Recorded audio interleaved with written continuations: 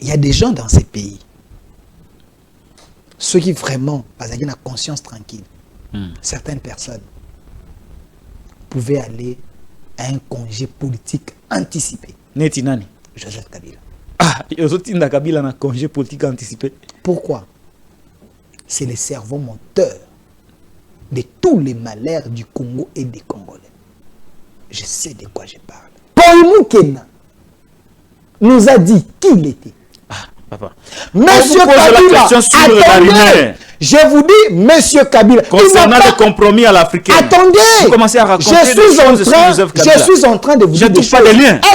Est-ce que Joseph Kabila avait quel pouvoir pour donner à Tshisekedi le pouvoir? C'est des questions très questionnantes. Lui-même, à ce qu'il pouvoir en l'élection, Parole Ouara, journaliste rwandais, il avait dit à qui profitait l'assassinat de Laurent Désiré Kabila. Vous savez, dans ces pays, ceux qui te font le placard, certaines personnes vont le battre. Qui était l'élu par le peuple en 2006?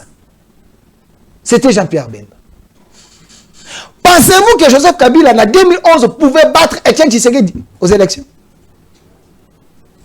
Pensez-vous que Shadari, élection, Félix Tshisekedi, avec l'histoire de son père, quelle élection, Shadari pouvait gagner? Pensez-vous que Fayoulou, avec son SID, à cette époque, ce n'était pas implanté partout? Mais il avait le soutien des ténors de l'opposition. Fayoulou ne pouvait pas gagner. Mais ça, on a dit que c'était des rumeurs. Non, mais c'est ça que j'ai dit. Si c'est des rumeurs, Kabila n'a jamais parlé sur écoutez, j'ai dit si c'est des rumeurs. On a dit que ce sont des rumeurs.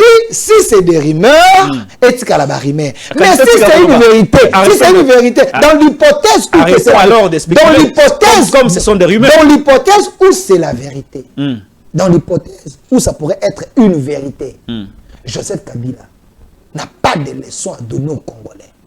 Selon, mais il est Congolais. La loi ne lui interdit pas de critiquer la gouvernance et de prendre position. Il est sénateur à vie. Mais oui, la loi ne lui interdit pas. Statut naïe, il y a sénateur à vie, et je sais qu'il y a une réserve. Mais pas dans l'affaire Moussa Mondo, condamné pour avoir assassiné son épouse. On en parle avec Delphin Kassongo, qui a visiblement des éléments nouveaux pour nous éclairer. Qu'est-ce qui se passe avec les dossiers? Il y a de nouveaux témoignages, notamment les témoignages du père de l'illustre disparu. Je vous propose d'ailleurs de suivre ces témoignages. Puis nous nous retrouvons juste après le temps pour vous de souffler, après avoir pris du temps à parler de la polémique sur la première ministre avec la presse et l'opinion publique. D'Éric Loukeba, prenons les témoignages du papa de l'illustre disparu, qui fut l'épouse de Papi Moussa Mondo, cadre du PPRD de Joseph Kabila Kabange, actuellement en détention à la prison centrale de Makala.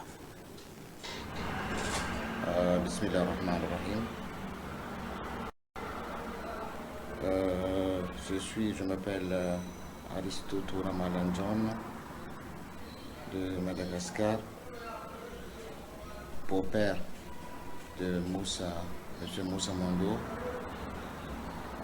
père biologique de sa femme, Rabat Malala Adjida, Elisa Adija de Madagascar. Je m'adresse à monsieur le procureur, s'il vous plaît, monsieur le procureur général de la Cour d'appel de Kinshasa Gombe à la République démocratique du Congo, et à madame la première présidente de la Cour d'appel à Kinshasa. Moi, j'ai déjà envoyé une lettre à l'attention de vous deux concernant la dénonciation aux actions judiciaires initiées contre mon gendre.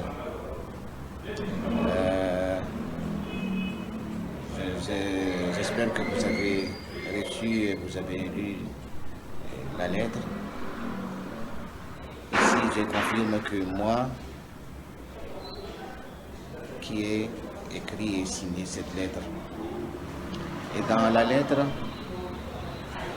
j'ai aussi profité de l'occasion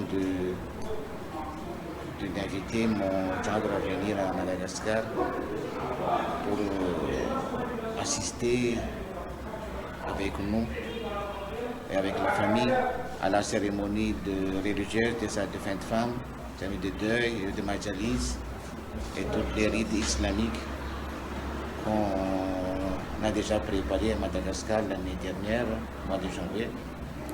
Mais malheureusement, la cérémonie n'a pas eu lieu parce qu'il n'était pas venu.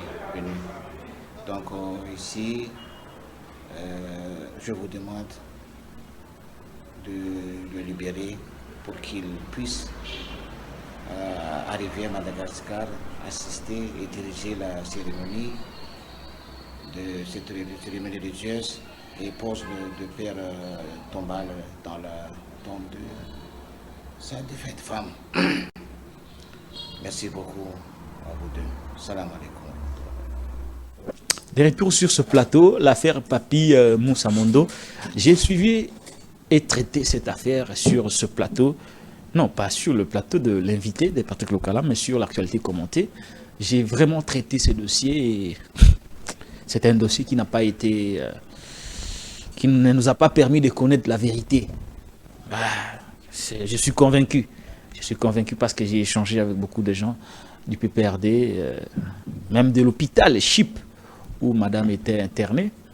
Il y a eu beaucoup de vérités qui n'ont pas été dites sur cette affaire. Bon, à l'époque, je n'avais pas vraiment l'occasion d'aller jusqu'au bout de mon enquête. Je reçois pour vous aujourd'hui, parce que notre devoir, c'est aussi de parler des oubliés. Papi Moussa Mondo est un oublié aujourd'hui. Voilà le témoignage du papa de l'illustre disparu qui fut son épouse. Est-ce que vous pensez que, comme moi, que la vérité n'a pas été dite dans cette affaire de Papi Moussa, accusé d'avoir assassiné sa propre épouse? Mon frère Lokala, s'il y a quelque chose à retenir ici, c'est que notre justice est malade. Pourquoi je dis que la justice est malade? Cette justice est devenue une justice des forts. Et les faibles souffrent. Monsieur Moussa Mondo, il faut rappeler qu'il était vice-ministre des hydrocarbures lors de la... Le gouvernement FCC Cash. Ouais, FCC Cash. Le gouvernement de Pépé Ilunga. Sous la bénédiction de Ilunga Ilunkamba. Moussa Mondo, on ne peut pas les traiter, on ne pouvait pas les traiter de la manière autonome. Parce que j'ai appris que son procès avait fait 35 minutes. 35 minutes. Dans son procès, on n'avait pas permis qu'il y ait confrontation des témoignages. J'ai aussi appris qu'il était victime de sa communauté. J'ai aussi appris... Quelle communauté? Musulmane. Ok. J'ai aussi appris, malgré les rapports de médecins, les deux rapports qui attestent et confirment que Madame Élisée, la défunte, elle était maladive. Elle souffrait de l'anémie sévère, je dis bien sévère. Nous avons des photos là-bas que la femme de M. Moussa, la défunte, depuis le 10 mars 2024, Moussa faisait que son... 2022 ou 24? 2024, parce qu'elle a fait une année, 24. Ouais. 24. Mars, j'ai dit de mars. Moussa, il avait mis ses moyens en jeu pour qu'à tout moment, que sa femme soit perfusée avec le sang. Parce que vous savez que les anémistes ou les gens qui souffrent de l'anémisme, ces gens-là ont besoin du sang. En permanence, oui. En permanence. Et les photos attestent cela. J'ai un message, l'échange entre M. Moussa et les SP Chadari. Le message qui date depuis le 30 mars 2024, où M. Moussa écrit au professeur Chadari en lui disant: professeur, ma femme, elle est gravement malade. Je suis en train de chercher le moyen pour son évacuation en dehors du pays. Il a demandé à Chadari, au professeur Chadari, un soutien. Une aide financière. Depuis le mois de mars. C'était le 30 mars. Mais la femme est décédée le 14 avril. Allez dans l'hôpital, vous allez voir, allez vérifier là où la femme elle était internée. Moussa prenait soin d'elle parce qu'elle était malade. Mais il s'est fait que Moussa est tombé victime des réseaux sociaux. Ah, Moussa Mondo est l'une des réseaux sociaux. Il est condamné par les photos qu'on appelle commises sur sa femme. Non, non. On appelle ça comment? Photoshop. Photo Snapchat. Ah, oui. Les photos de madame assanglatées sont de photos Snapchat. Photos montées. Montées. Je défie une fois de plus le public. Ah, vous aimez les défis. Hein? Bazwa ba téléphone na bango. Bakota na Snapchat. Batie longi na bango. Et puis bazwa bilongi na bango. Il y a les applications okoki komi vimbisa. Omi pesi munoko bo pesi. Tu te colores avec les sons. Cette application existe. C'est cette application qui a été utilisée. Et le ministère public, selon les témoignages que j'ai, des gens qui étaient présents, le procès fait 35 minutes. Le ministère public a présenté les éléments des réseaux sociaux. Et Mondo a été condamné après 35 minutes. De 15 ans de prison. Pourquoi cet acharnement? Pourquoi l'empressement? C'était quoi l'urgence? Du moment que nous avons des résultats, nous avons des documents. Il y a des hôpitaux. La femme était souffrante, elle était maladive. La maladie est là. Elle n'était pas à l'hôpital du fait d'être tabassée par son non, mais du fait d'une maladie chronique. Elle était déjà là avant. Déjà à partir de le 10 mars 2024, la femme était hospitalisée. Alors maintenant, on fait quoi? Et le papa de la défunte, c'est lui que nous connaissant la vérité, parce que Moussa ne pouvait venir à la télé, dire aux gens que ma femme elle est souffrante, ainsi de suite. Son père connaissait du silence. Oui, son père connaissait l'état de sa fille. Et le père témoigne et dit que Mondo est innocent, libérez-les. Je connaissais la situation de ma fille. Et la famille de la défunte, ce n'est pas la famille de la défunte qui est comme une famille plaignante. Qui est le plaignant de M. Moussa? Le ministère public. Le ministère public avait produit quel élément pour condamner Moussa? Les éléments des réseaux sociaux.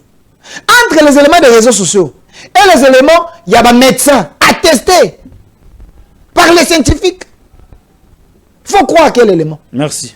Merci beaucoup. On va voir. Il a le droit d'aller en appel. Il a le droit. A-t-il déjà initié une procédure d'appel? Mais je demande, parce que le dossier, il semblerait que le dossier est sur la table de M. Constant Moutamba. Je demande à M. Constant Moutamba. Lui qui défend les faibles. C'est pas lui l'instance qui fait appel. C'est pas lui l'instance d'appel. Il semble qu'il peut donner l'injonction. Pourquoi n'a-t-il pas réouvrir le dossier? Pourquoi Moussa Mondo n'a-t-il pas fait l'appel au niveau des instances? Il a tenté, il a fait de son mieux, il y a la main noire. C'est comme ça qu'il a saisi le ministre? J'interpelle les autorités. Selon plusieurs sources, le dossier est sur la table du ministre Constant Moutamba. Il l'a saisi officiellement? Quand j'ai dit le dossier est sur la table du ministre Constant Moutamba, selon plusieurs sources. Monsieur Moutamba. Le dossier, c'est pas comment? Écoutez, j'ai dit. C'est Moussa qui l'a saisi ou l'équipe de Moussa? Il semblerait, ils ont déjà envoyé le dossier là-bas parce qu'ils ont tenté un peu partout. On ne veut même pas l'écouter. Alors, il faut dire que la partie Moussa Mondo a saisi les Voilà ministres pourquoi par je rapport à demande, l'évolution voilà du pourquoi je dossier. demande à M. Ouais. Constant Moutamba. On peut ne pas le saisir. Je suis à la télé en train de parler. Il veut défendre les faibles. Il peut prendre mes paroles, il peut prendre la vidéo, il peut envoyer son équipe d'aller vérifier. Très bien. Merci beaucoup, Delphin Kassungu, mon confrère. Dernière émission Pessility. Hein? Mais bon, on va Kabila. Fausse rumeur hein, sur Joseph Kabila par rapport au compromis à l'africaine. Hein? Monsieur Patrick, J'ai vu un tweet là attribué à Joseph Kabila. Comme quoi, il a dit, bon, c'est Fayoulou qui aurait gagné les élections, qui a gagné les élections, mais dans le cas du compromis à l'africaine, on a préféré donner le pouvoir à Félix Tshisekedi.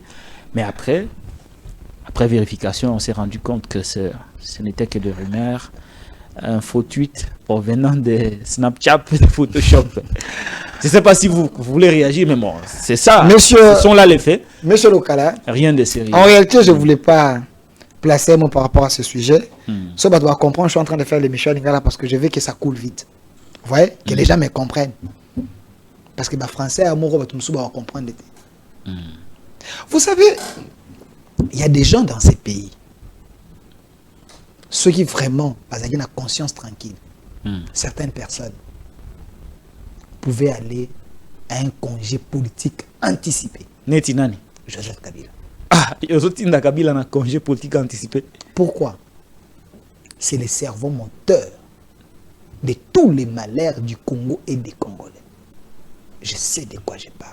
Ça, c'est le discours de l'IDPS. Joseph Kabila n'a jamais aimé les Congolais. Ça, c'est vous qui le dites. Il dit il a la passion du Congo. Il a la passion du bien du Congo. La passion du Congo, c'est ça qu'il Il a a dit. la passion du bien du Congo. J'avais reçu Willy Michik. Willy Michik m'avait dit. Il était ministre sous Kabila. Il m'avait dit, Joseph Kabila, il ne s'intéresse pas au problème du Congo ni des Congolais. C'est ce qu'ils diront de Félix Ce après 2028. Ce qui intéressait C'est le même discours. Joseph Kabila, c'était ses affaires qu'il était venu faire au Congo.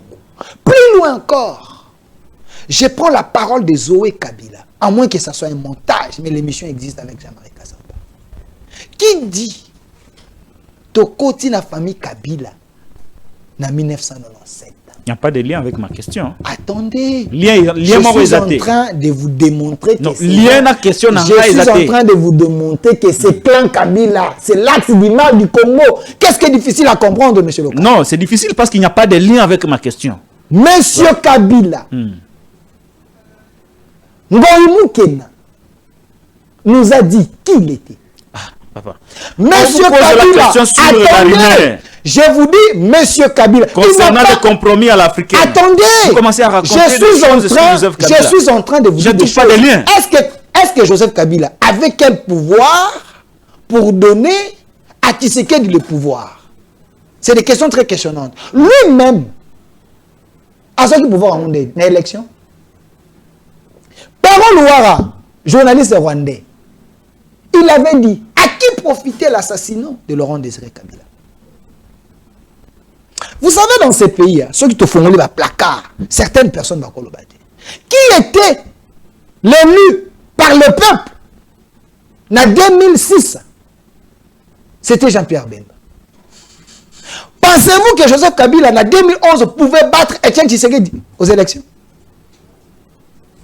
Pensez-vous que Chadari, élection, Félix Tshisekedi, avec l'histoire de son père, quelle élection, Chadari pouvait gagner?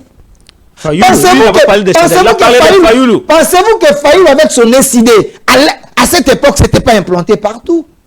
Mais il avait le soutien des ténors de l'opposition. Fayoulou ne pouvait pas gagner. Mais ça, on a dit que c'était des rumeurs. Non, mais c'est ça que j'ai dit. Si c'est des rumeurs, Kabila n'a jamais parlé sur cette écoutez, question. j'ai dit si c'est des rumeurs. On a dit que ce sont des rumeurs. Si c'est des rumeurs, est-ce qu'elle a pas rumeur? Mais Quand si c'est une vérité, si c'est une vérité, dans l'hypothèse où Arrêtons c'est alors d'expliquer. dans l'hypothèse Comme ce sont des rumeurs. Dans l'hypothèse où c'est la vérité. Dans l'hypothèse où ça pourrait être une vérité. Joseph Kabila n'a pas de leçon à donner aux Congolais. Selon. Mais il est congolais. Selon la loi ne lui interdit pas de critiquer la gouvernance et de prendre position. Il est sénateur à vie. Mais oui, la loi ne lui interdit pas. Statut naïe, il y a sénateur à vie, et zo sengaya za na ba réserve. Mais pas sur toutes les questions. Joseph Kabila, pas sur toutes les questions. Quand il dit, s'exprimer sur les questions politiques. Quand il dit que l'UTM est une aspiration à peuple, vous êtes sûr avec ça? Ça, c'est Joseph Kabila. Je ne suis pas son porte-parole. Hein. Quand le président de la République est Jean-Pierre Bemba, Bazoeb Sabino, que c'est lui le maître à penser et l'auteur, il y a AM23 et AFC. Vous voulez que nous, les journalistes, j'ai vu un monsieur, il n'y a aucune action judiciaire initiée contre Kabila pour son implication dans la rébellion. Mais c'est ce que j'ai dit, c'est ce que j'ai dit. Et M. Silipé? J'ai vu un monsieur dans la consultation. Je m'adresse à lui. La consultation. Un monsieur qui dit que arrêtez de citer les gens, les noms des gens. Vous risquez, il y a sa cohésion. Monsieur, suivez mon regard. Nous allons citer les noms des Rwandais qui nous tuent. La cohésion nationale, c'est avec les Congolais, c'est pas avec les Rwandais. Le gouvernement de l'Union nationale, c'est avec les Congolais, pas avec les Rwandais. Ne nous imposez pas, nous Congolais, de ne pas dénoncer les Rwandais qui nous tuent parce que vous voulez l'Union nationale avec des Rwandais. Un Rwandais, c'est l'équipe à Congo. L'Union nationale avec des Congolais, pas avec les étrangers, s'il vous plaît. Si vous êtes des mèches avec les étrangers, c'est votre problème. Nous voulons sauver le Congo. Une autre RDC est possible avec la nouvelle génération. Merci beaucoup, Delphin Kasongo, d'avoir répondu à nos questions. Merci. J'ai préféré vous libérer. C'est par cette note que nous bouclons la boucle avec Derrick Loukeba, le maestro, Charlie Chango pour la supervision. Je suis moi-même Patrick Lokala, le journaliste indépendant, le seul que vous avez au pays. J'étais sur ce plateau avec notre confrère Delphin Kasongo. Le rendez-vous est pris pour un autre numéro avec d'autres dossiers. Merci. Merci à vous et je vous prie de vous abonner à la Télé News